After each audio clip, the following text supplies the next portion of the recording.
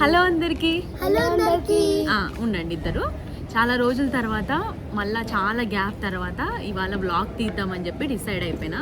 అయితే ఇవాళ వ్లాగ్ ఉంటుంది. ఈ వ్లాగ్ స్పెషల్ ఏంటంటే ఫ్యామిలీ అందరం కలిసి అన్నిటిని వదిలేసి ప్రశాంతంగా ఒక 5 నుంచి 10 రోజులు పారిపోదామని చెప్పి నిర్ణయించుకున్నాం.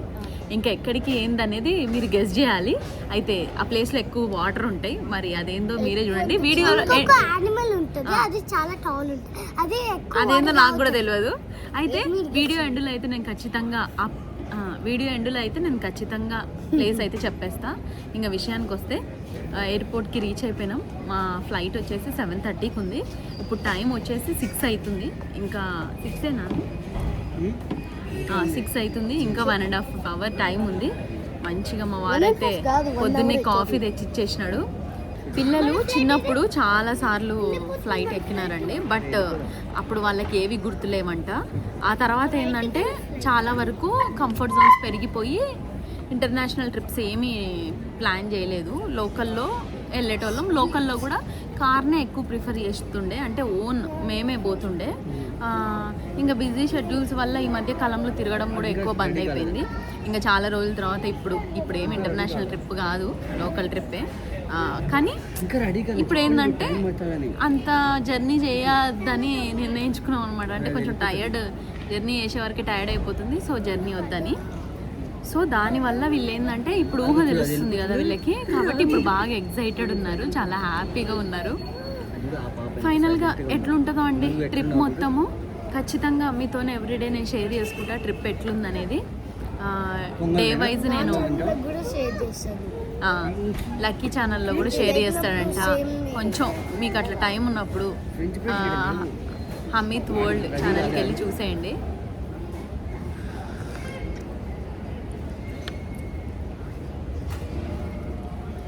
ఇంట్లో పెట్టుకున్నట్టుగా కాఫీ ఉండదు కదా ఇక్కడ మన ఇంట్లో పెట్టుకుంటే ఇదే వేరు.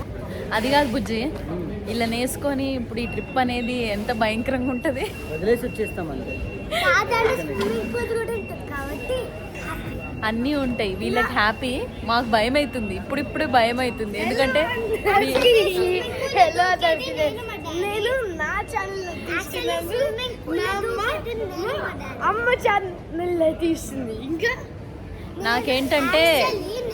నాకేంటంటే అసలు ఈ మధ్య వీళ్ళు చేసే అల్లరికండి వీళ్ళని బయటికి తీసుకురావాలంటేనే భయం అయిపోయింది మాకు.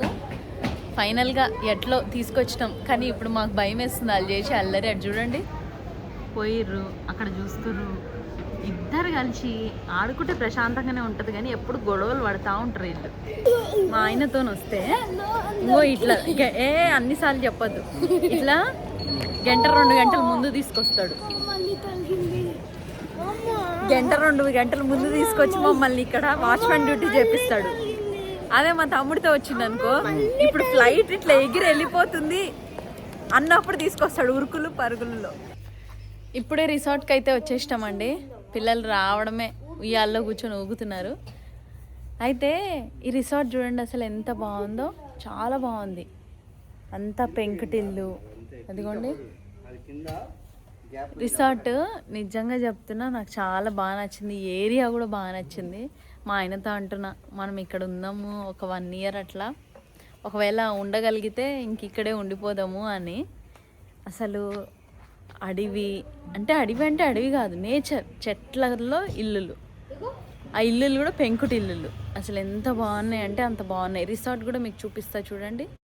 మేము వచ్చిందైతే కేరళ అండి. ఇక్కడ మేము ఉండే రిసార్ట్ ఇది.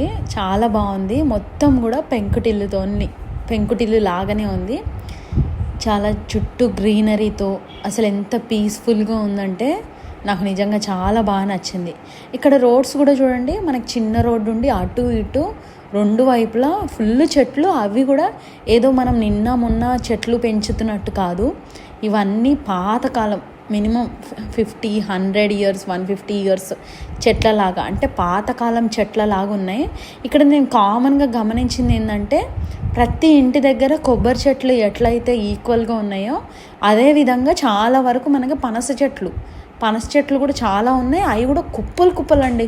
అసలు ఎంత కాపు కాస్తుందో. Day 1 మేమున్న రిసార్ట్ అయితే ఇది. నిజంగా చాలా బాగుంది. అండ్ లోపల కూడా మెయింటెనెన్స్ కూడా చాలా క్లీన్గా ఉంది. మెయిన్ సాటిస్ఫైడ్ ఏంటంటే మనం ఎక్కడికన్నా వెళ్ళినప్పుడు ₹1 పెట్టినా మనకు అది నచ్చినప్పటికీ హైజీనిక్గా నీట్గా ఉంటే అసలు మస్తు నచ్చుతుంది కదా. ఇక్కడ హైజీనిక్గా పాటుగా మనకి ఎట్లుందంటే మంచిగా తెలుగుతనం, అంటే అదొక రకమైన నేచర్కి దగ్గరగా ఉన్నట్టు పీస్ఫుల్గా. నైట్లో ఇక్కడ దీపాలు ముట్టించినారు, అసలు ఎంత బాగుందా అండి. ఇదంతా చూసిరు కదా, ఇదంతా కూడా పెయింటింగ్ అండి, పెయింట్ వేశారు. ఇదంతా మనకి స్టిక్కరింగ్ కాదు, టైల్ కాదు, నేను అదే అనుకున్నా. బట్ ఇదంతా కూడా పెయింటింగ్ ఉంది. అసలు ఎంత బాగుందో చూడండి. కథక్కలి మనకి కేరళలో కథక్కలి స్పెషల్ కదా అని నేను అనుకుంటున్నా. సో అన్నీ ఆ పెయింటింగే ఉన్నాయి. ఇది వచ్చేసి రిసార్ట్లో బయట స్విమ్మింగ్ పూల్ లాంటి మరీ ఇట్లా ఎక్కువ లేవు, కానీ మంచిగా బేసిక్ లాన్ ఉంది. అక్కడ ఉయ్యాల. ఈ రూమ్ కూడా చూడండి, మంచిగా ఒక చిన్న రూము, అటాచ్డ్ బాత్రూము, కానీ చాలా నీట్గా అండ్ చాలా బాగా. ఈ మంచం కూడా నాకు భలే అనిపించింది. అసలు సినిమాల్లో చూసినట్టుగా దోమతార వేసుకుంటాం కదా మంచానికి, ఆ మంచం ఉన్నట్టే ఉంది. అసలు నాకు ఈ మంచము ఇదంతా కూడా మనకు పాతకాలంలో చిన్నప్పుడు ఏదో టీవీలలో చూసినట్టు అట్లుండే. చాలా బాగుంది. బాత్రూమ్ కూడా చాలా క్లీన్గా ఉంది. అండ్ ఇక్కడ మీరు చూస్తే ఇది కూడా పెయింటింగే, ఇది కూడా డ్రా చేసిన పెయింటింగ్. నిజంగా చాలా మంచిగా అనిపించింది. అంటే ఏవి కొన్నవి అట్లా కాకుండా మంచిగా నీట్గా పెయింటింగ్ వేసినవి. ఇప్పుడు ఈ మంచం కూడా చూడండి, ఏదో రిసార్ట్ అనగానే మనకి వుడ్ వర్క్తో అట్లా కాకుండా మంచిగా ఉంది. అండ్ నెక్స్ట్ రూమ్కి వెళ్ళినాక ఇమ్మీడియట్గా మేమైతే బాహుబలి వాటర్ ఫాల్స్కి వెళ్ళిపోయినాము. ఆ వాటర్ ఫాల్స్ ఏరియా ఎట్లుందంటే చూడ్డానికి మనకి తిరుపతిలో జాపాలి టెంపుల్ ఉంటుంది కదా, హనుమాన్ది, సేమ్ అదే విధంగా ఉంది. ఫస్ట్ అప్ ఎక్కాలి, మళ్ళీ దిగాలి. మనకి బాహుబలి వాటర్ ఫాల్స్ అయితే వచ్చేస్తుంది. చూడ్డానికి చుట్టుపక్కల కూడా మనకి ఆ ఫారెస్ట్ అంతా మనకి తిరుపతిలో ఉన్నట్టుగా జాపాలిలో ఉన్నట్టుగానే ఉంది. లుక్ అంతా అట్లే ఉంది, చాలా బాగుంది. కాకపోతే నిజానికి కంపారిటివ్లీ మనకి హైదరాబాద్లో ఉన్నంత ఎండలు అయితే ఇక్కడ లేవు. హైదరాబాద్లో మనకి 38 to 40 degrees ఉండేది, ఇక్కడ మనకి హయ్యెస్ట్ అంటే 32 ఉందంట. 32 వరకు ఉందంట. అంత ఎండలు లేకపోయినప్పటికీ ఏందో తెలియట్లేదు, ఫుల్ వేడి, ఫుల్ చెమటలు కారిపోతున్నాయి, ఫుల్ అసలు అలసిపోయినట్టుంది. అంటే హైదరాబాద్లో 40 degrees ఎండ ఉన్నప్పటికీ మనం ఇల్లు దాటి బయటికి పోతలేం కదా, తెలుస్తలేదేమో. ఇక్కడ తిరిగే వరకు అందులోనూ కొంచెం ఎక్కువ తిరగడం అయిపోయింది అండ్ అలసట ఎక్కువ అయిపోయింది. మార్నింగ్ 3 o'clockకి లేచినాము, ఎందుకంటే ఇంట్లో పనులన్నీ చేసుకొని పూజ చేసుకొని మళ్ళీ ఎయిర్పోర్ట్కి వెళ్ళడం కోసం అని చెప్పి. కాబట్టి 3 నుంచి నాన్ స్టాప్గా అసలు స్లీపే లేదు. ఫ్లైట్లో కూడా మనకి 1.5 జర్నీ పట్టింది, 1.5 hour.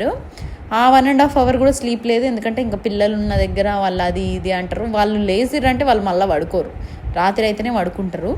సో దానివల్ల టైర్డ్నెస్ కావచ్చు మేబీ. ఇదే అండి బాహుబలి వాటర్ ఫాల్స్. మాకు డ్రైవర్ ఏం చెప్పినాడంటే, ఇక్కడ మనకి బాహుబలి మూవీలో శివగామిని బేబీని పట్టుకొని ఇట్లా జారిపోయి నీళ్ళల్లో కొట్టుకోబోతుంటుంది కదా, ఆ షాట్ తీసింది ఇక్కడనేనంట, అందుకే దీనికి ఆ పేరు వచ్చింది అన్నట్టు చెప్పినాడు. నిజానికి ఆయన చెప్పినాక చూస్తే అరే నిజమే కదా, అట్లనే ఉంది సేమ్ అన్నట్టు అనిపించింది. కాకపోతే ఒక్కడే డిసప్పాయింట్మెంట్ ఏంటంటే, మాకు బాహుబలి వాటర్ ఫాల్స్ అనగానే వాటర్ ఫాల్స్ అంటే ఎంత పెద్దగా ఉంటాయో, ఎంత ఆకాశం మీదకించి ఇట్లా పడతాయో అనుకున్నాము. కాకపోతే అక్కడ చిన్న పొంగులాగా కొంచెం వస్తున్నాయి అంతే. అందులోనూ ఇప్పుడు ఎండాకాలం కదా, మేబీ అందుకు కూడా వాటర్ అసలే లేవేమో, అక్కడక్కడే ఉన్నాయి. అవి కూడా ప్రవహిస్తలేవు, ఒక్క కాడ ఉన్నట్టుగా ఉన్నాయి. కానీ పిల్లలు మాత్రం నీళ్ళల్లో ఆడతా అని చెప్పి అనే వరకు ఇంకా వాళ్ళని తీసుకెళ్ళాలన్నా భయం వేస్తుంది, ఎందుకంటే రాళ్ళన్నీ బాగా పట్టిపోయి ఉన్నాయి. లోతేం పెద్దగా లేదు, కానీ కాళ్ళు పెడితే జారిపోయేంత స్లిప్పరీగా ఉందన్నమాట. అంటే జాగ్రత్తగా చూసుకోవాలి. మనం ఎక్కడ వెళ్ళినా అది వేరు, కానీ పిల్లలతో వెళ్ళినప్పుడు బాగా జాగ్రత్తగా ఉండాలి కదా. ఇంకా వాళ్ళని కాసేపు అయితే ఆ వాటర్లోనే ఆడించిన. ఇంక ఇక్కడ నీళ్లు మంచిగా లేవని మళ్ళీ జరసేపు ఆగి మళ్ళీ కొంచెం ముందుకెళ్ళి అక్కడ ఆడించిన. సండే అనో ఏమో తెలియదు, కానీ రష్ అయితే చాలా బాగానే ఉన్నారండి. మేము వెళ్ళిన టైం వచ్చేసి 10-10:30కే వెళ్ళినాము, మార్నింగ్ వెళ్ళినాము. అయినప్పటికీ ఫుల్ రష్ ఉండే అనమాట, అంత పొద్దునైనా కూడా. ఇంతే అండి, డే 1 అయితే ఇట్లా గడిచిపోయింది.